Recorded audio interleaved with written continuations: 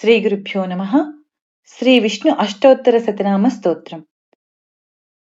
वासुदेवं हृषीकेशं वामनं जलशायिनं जनार्दनं हरिं कृष्णं श्रीवक्षं गरुडध्वजं वाराहं पुण्डरीकाक्षं नृसिंहं नरकान्तकम् अव्यक्तं शाश्वतं विष्णुम् अनन्तमजमव्ययम् नारायणं गदाध्यक्षं गोविन्दं कीर्तिभाजनं गोवर्धनोद्धरं देवं भूधरं भुवनेश्वरं वेत्तारं यज्ञपुरुषं यज्ञेशं यज्ञवाहनं चक्रपाणिं गदापाणिं शङ्खपाणिं नरोत्तमम् वैकुण्ठं दुष्टदमनं भूगर्भं पीतवाससं त्रिविक्रमं त्रिकालग्नं त्रिमूर्तिं नन्दकेश्वरं रामं रामं हयग्रीवं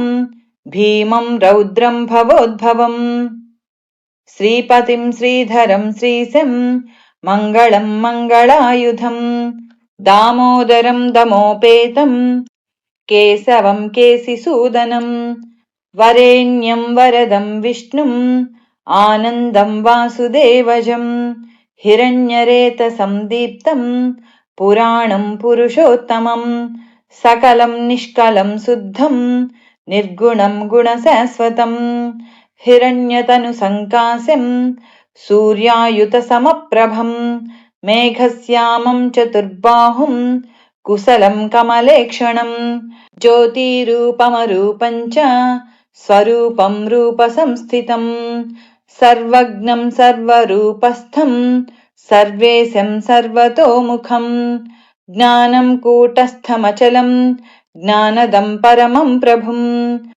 योगीशं योगनिष्णातं योगिसंयोगरूपिणम् ईश्वरं सर्वभूतानां वन्दे भूतमयं प्रभुम् इति नामशतं दिव्यं वैष्णवं खलु पापहम् व्यासेन कथितं पूर्वं सर्वपापप्रणाशनं यः पठेत् प्रातरुद्धाय स भवेत् वैष्णवो नरः सर्वपापविशुद्धात्मा विष्णुसायुज्यमाप्नुयात् चान्द्रायणसहस्राणि कन्यादानशतानि च गवां लक्षसहस्राणि मुक्तिभागी भवेन्नरः अश्वमेधायुतं पुण्यं फलं प्राप्नोति मानवः इति श्रीविष्णुपुराणे श्रीविष्णु अष्टोत्तरशतनामस्तोत्रम्।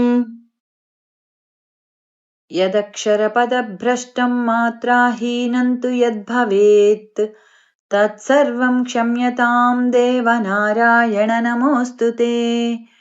कायेन वाचा मनसेन्द्रियैर्वा बुद्ध्यात्मना वा प्रकृते स्वभावात् करोमि यद्यत् सकलं परस्मै नारायणायेति समर्पयामि।